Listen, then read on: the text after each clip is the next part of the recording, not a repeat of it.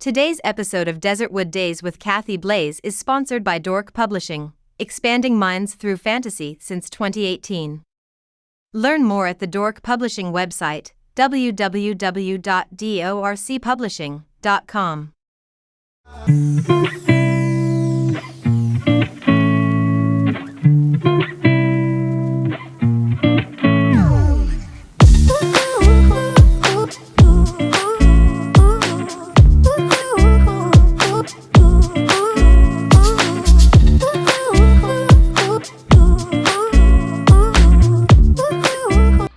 Welcome back to Desertwood Days. Today we have a talented celebrity wrestler, Mr.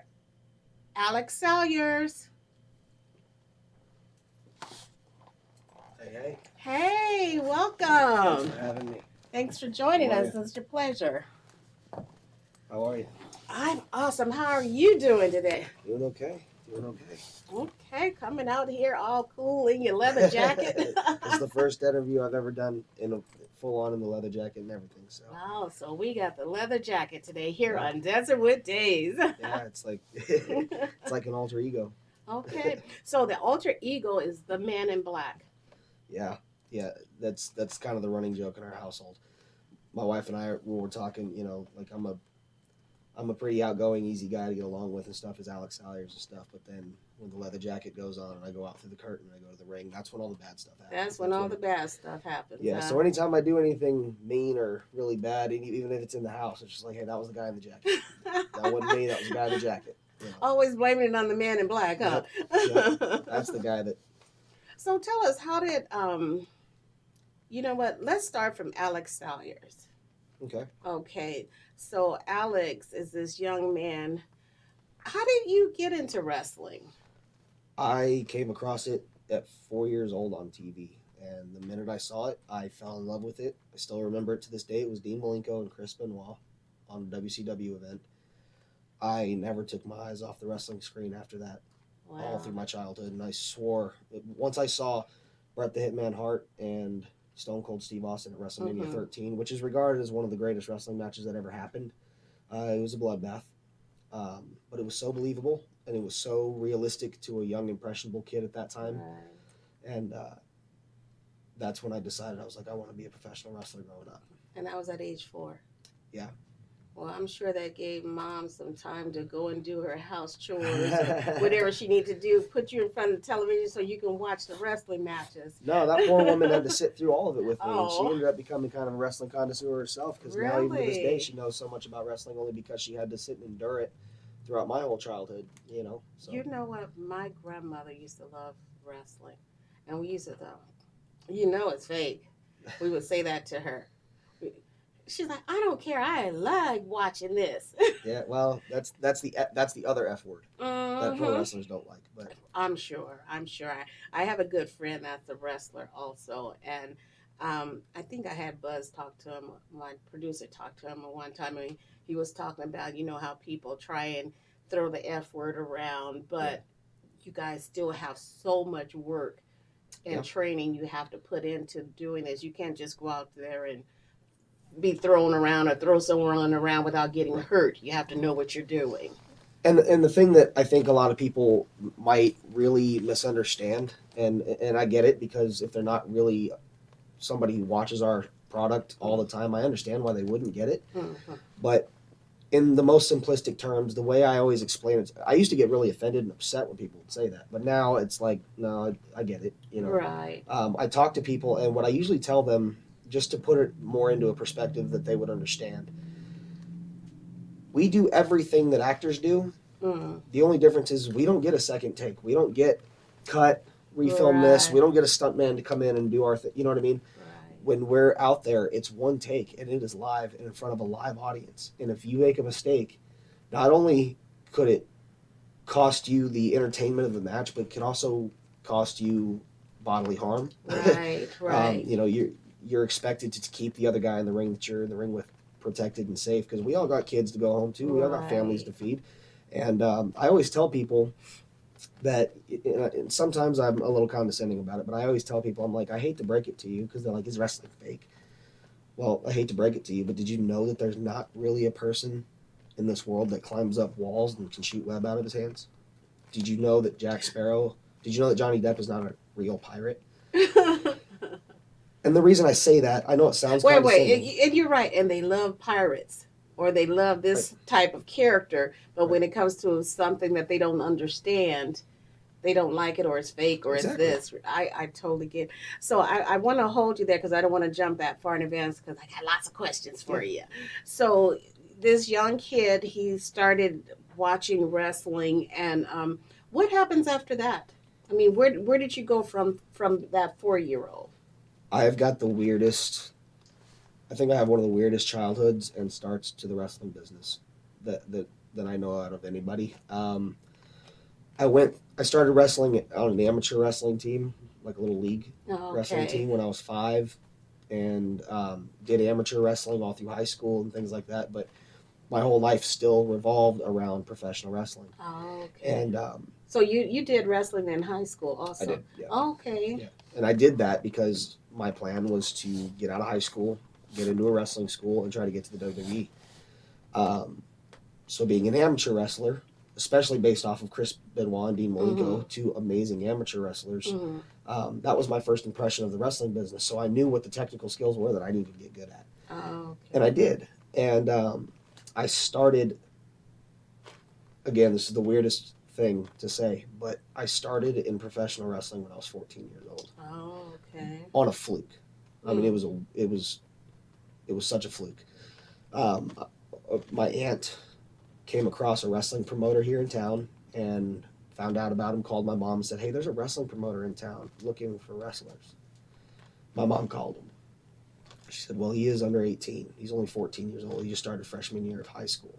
He's like, "It's fine, bring him down." Went down, started training with him, and then I had my very first match in front of like 3,000 people. Wow. At 14 years old. And wow. And that was here locally? Yeah. Oh, yeah. that's awesome. It was in a baseball diamond. It was like a big festival. They put the ring in a baseball diamond and stuff. And it was very awkward for me because I got a very harsh reality check that this business is not for the faint of heart. Of course. And I can sit here and tell you today, as a father and as an adult, I wouldn't let my child sit in a wrestling locker room at 14 years old and perform. It's just not. I don't want to say it's not ethical because then I'd be a hypocrite, but this business is not a place for a child, you know. And I don't want to get too far into it, but I mean, you hear about all these young childhood actors that started really young in Hollywood, and then you hear about the horror stories of what they experienced growing up and stuff like that. I'm not saying that was all necessarily my experience. I had some good, good and bad days, some bad. But I would hate to put my child in the environment for it to become a possibility.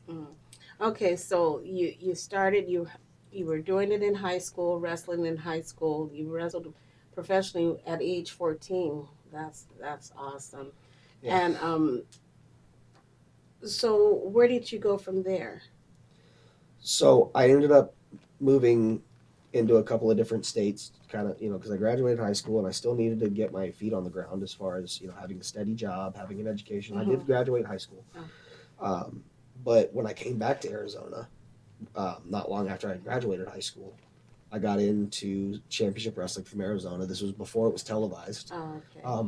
A man by the name of Lawrence Tyler was running the school, and he trained me, and he trained he trained such a huge crop of so many guys here that are so prominent for professional wrestling here in Arizona, myself being one of them. And once we got out of that school, we were permitted to go on the road and start wrestling in other states. And, so basically it's like being an independent contractor.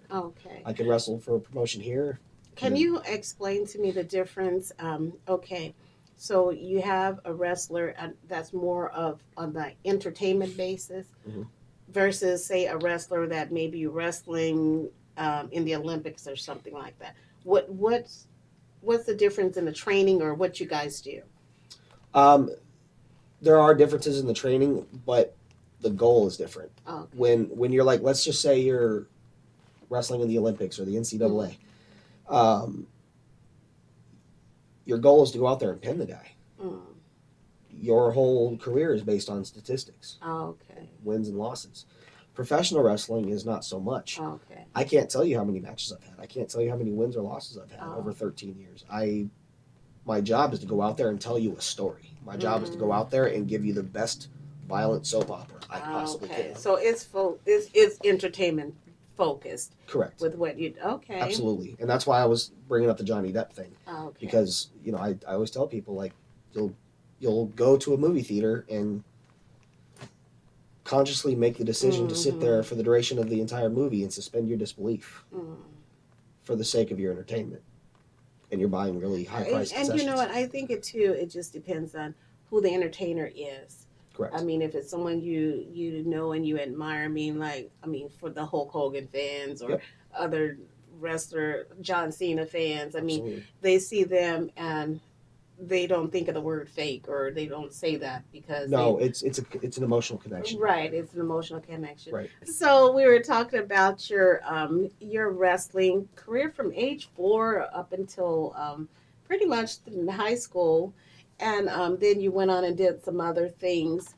So Alex, can you tell me one of your favorite matches and why? It's hard to narrow it down to one, but one of my favorite matches, one that means a lot to me, was when I got to main event television for the first time with one of my closest friends in the Silver Spotlight tournament.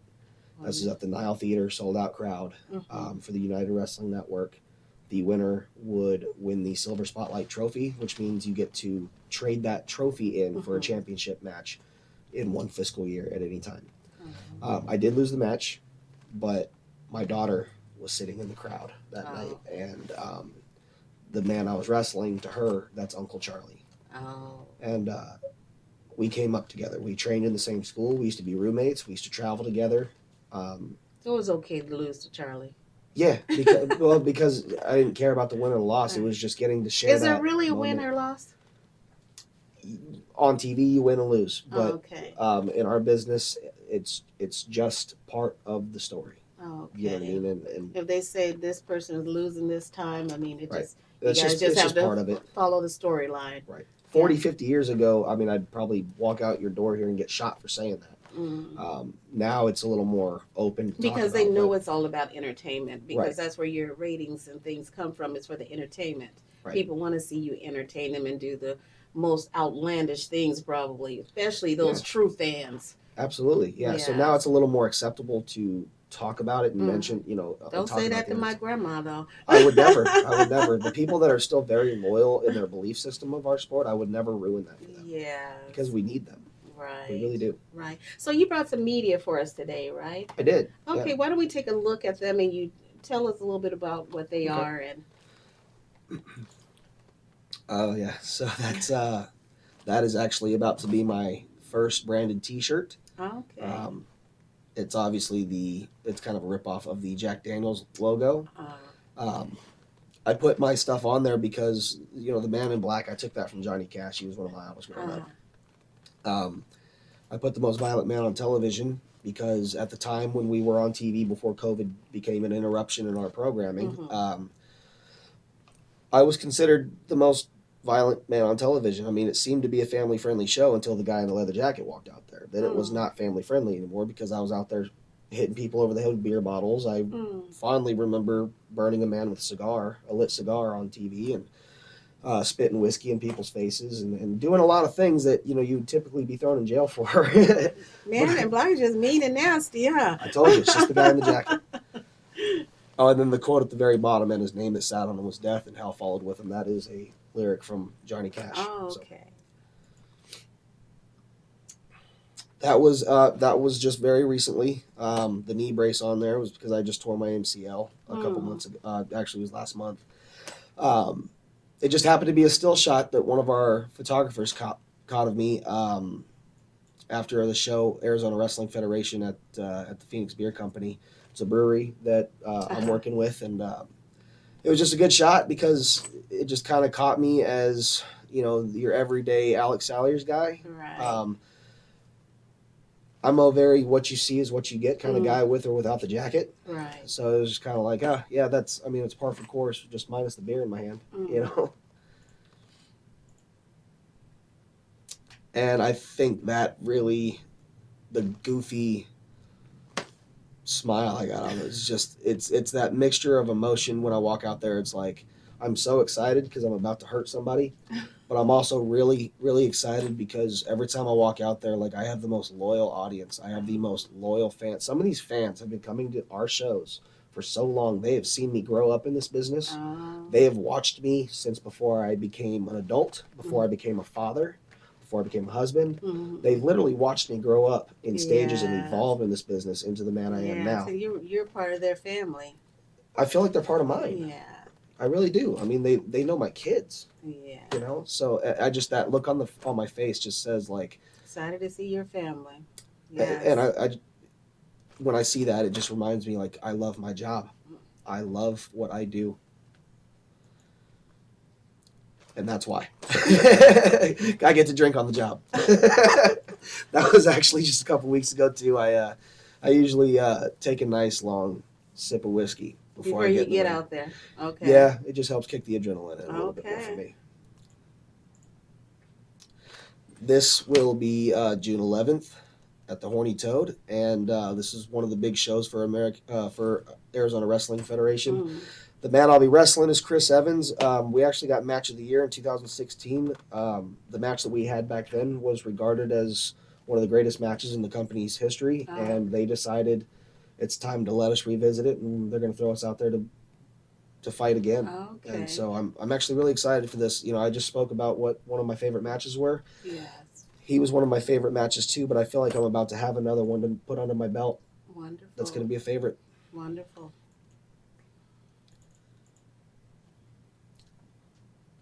So, I don't know if I'm using the correct terminology. How many belts have you won, or how many? I mean, do you guys win belts, or? Yeah, I've kind of been fortunate enough in my career that, like, I didn't need a championship belt to, like, make me Make you who you are. who I am, or make me, you know, to give me the longevity in the sport. I've only had 2 championships. Mm. One of them was the tag team championship. So what do you think it is that puts you at that level? If it wasn't winning championships, or is it just being a hometown favorite? I mean, what is it that? My connection with the audience. Oh, okay. I mean, I feel, and I don't mean to sound arrogant when I say it, but I feel like I can go out there and tell a Go story. ahead and be arrogant, man in black. I feel like I can go out there and tell you a very genuine story, and I don't have to do that much to make you truly believe it. Only because the things I do out there, and the emotion I give you out there, and the things that happen to me in the ring that I make you feel, you know, much like when you're watching a movie and something happens to your favorite character, it makes you emotional. You're attached to that because you can relate to something you just saw might have happened in your personal life. I'm good at doing that. Oh, okay. In the smallest to the biggest, I'm able to make my audience around me understand and relate to everything I do. So, as a professional wrestler, what is it that you do to get prepared for your matches or your shows? Um, I know you've been doing this for a while. I mean, do you have a routine? yeah, I mean, like the gym thing, and I mean that's the simple answer. But I make sure that because of how dangerous our sport actually is, I've had some very close calls. I do not walk out that door to go to a show or get on a plane or drive to another state or anything without kissing my wife and children. Because the next time they see me, I could either come home dead or come home in a wheelchair. Because our business is very high risk. Right. You pay a very severe physical consequence for anything that happens out there, good or bad. So my routine is making sure that I kiss my wife and kids before I leave and tell them Daddy will be home soon. And what is it about this? I want to say sport that you put yourself into that risk. You have to love what we do enough where the risk is so worth it. I get a lot of people asking me all the time, like, well, is the money worth it? Are you making millions of dollars? No, I'm not. There's so many of us out there that aren't making millions of dollars. But do you think for even a second when I was 4 years old, I saw it on TV and went, wow, I bet I could make a lot of money doing that. I didn't care about that. Right. I saw what it was and I fell in love. You know, and it was the one thing I had my whole life. I didn't have the girlfriends growing up. I didn't have all the friends growing up. I didn't have the Friday night parties. It was always pro wrestling. That was my first love. It never came down to dollars. It never came down to financial success. Yes, I want to be able to make a living doing this and feed my family, and I have gotten to do that. That is awesome. But I want to ask one more question, if it's okay. Yeah. You also have someone that's very close to you that wrestles or wrestled, right? Yeah, that would be my wife. Yeah. Yes. And how did that happen? So I keep saying my wife, but we were actually supposed to be married already. We're actually getting married in a few months. Oh, So bear with me. congratulations. Thank you. But I was at an IZW show, Impact Zone Wrestling in Tempe, and I was lacing my boots, getting ready to go up for a match, and I just hear this very beautiful voice come walking in the locker room saying, "Hey," and it kind of just turned my head and saw her hugging people, and I was just like, "Who is that?" And she walked up and hugged me like she knew me. Oh. And I think she must have mistaken me for somebody else. What a lucky guy that other person was. So it was love at first sight, huh? And then she walked away, and I think I tied my boots together by accident, not paying attention because I was too busy watching her. And I was like, I think that's the love of my life. I'm going to chase her to the edge of the That's earth. wonderful. And yeah, and I did. And now we're That's getting married. She just gave birth to our 2 beautiful twins just a couple months ago. And Congratulations. thank you. Congratulations to the marriage, the babies, Thank you. and your next match. Thank you. So where can our audience find you? You can find me on Facebook. Just look up Alex Salyers. I'm not a very flashy social media guy, so I apologize. But you can also find me on Twitter at Alex Salyers 93. You can find me on Instagram, Alex_Salyers93. That's Okay. SALYERS. Okay. And you guys are welcome to contact me anytime. I'd love to hear from everybody. Wonderful. Thank you for joining us today. Thank you for having me. I had a blast. Thank you for joining us here today on Desertwood Days. Catch you next time.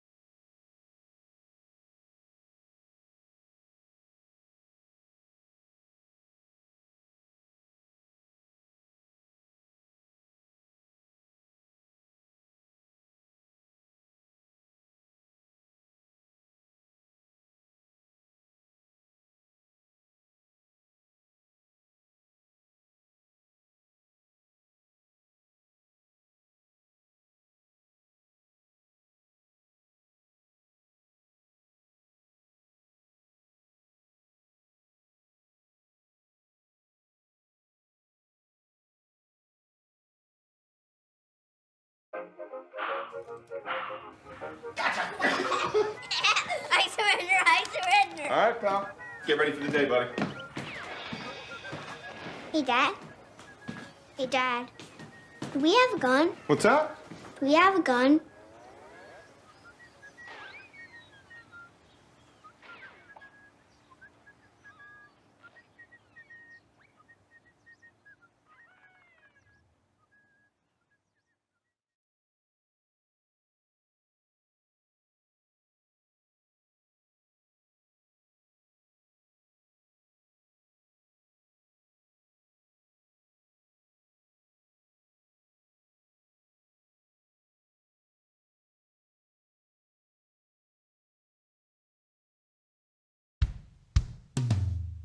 Hey world, I have a quick message. It's about safe driving. All right, let's go.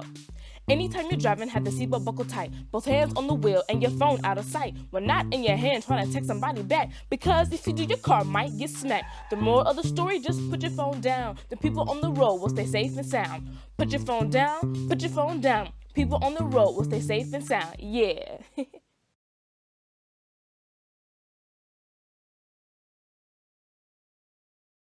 Got some soup for you. You are loved. You are valued. You are resilient.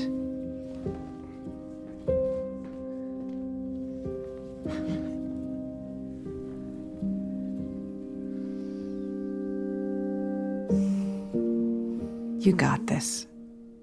You're there for them.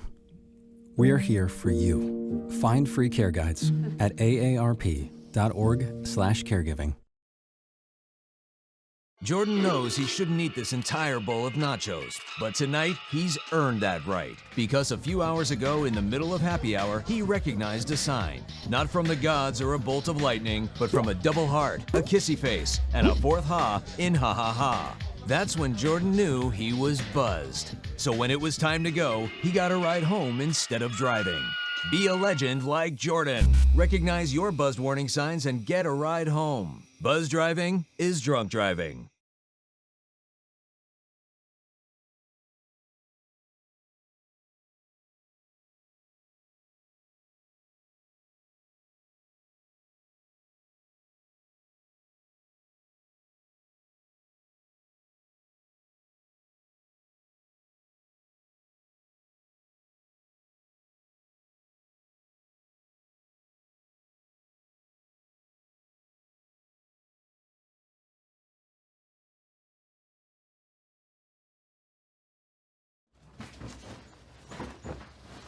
Hey!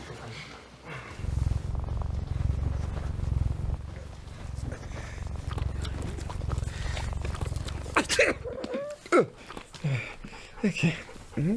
If you love me enough to tolerate my perfect little pets and all their glorious dander, then of course you'll visit nhtsa.gov/the right seat to make sure I'm in the right car seat.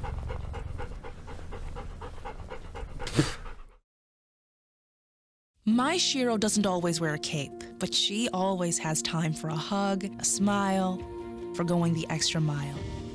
My Shiro stretches every dollar, puts in long hours, puts others first.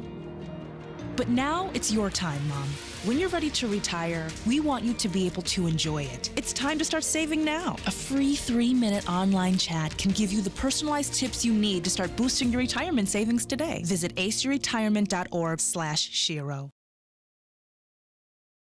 STEM is precise, no margin for error. Dare to forget that. Dare to have fun with it. Get weird with it. Dare to send those old STEM theories flying past the neighbor's house into outer space. Dare to program something internet-breaking, record-breaking. Dare to blow their minds.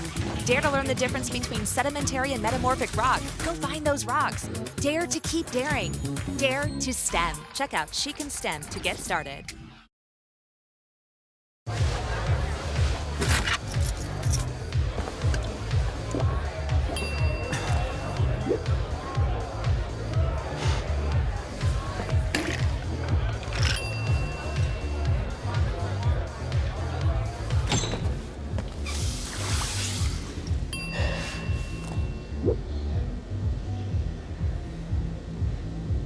If you need to do something to feel okay to drive, you're not okay to drive.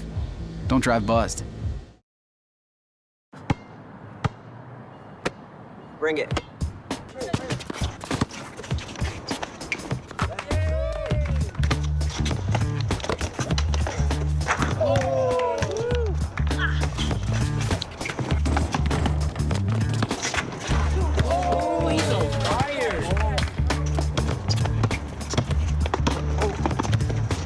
Time out, guys. I'm late to dinner. My mom's gonna kill me. Catch you guys later. Mom wants us home. Okay. Bye, guys. You guys need a ride? Sure. Yeah. All right. How about some one-on-one? I gotta go eat, man. Sorry, I'll see you later.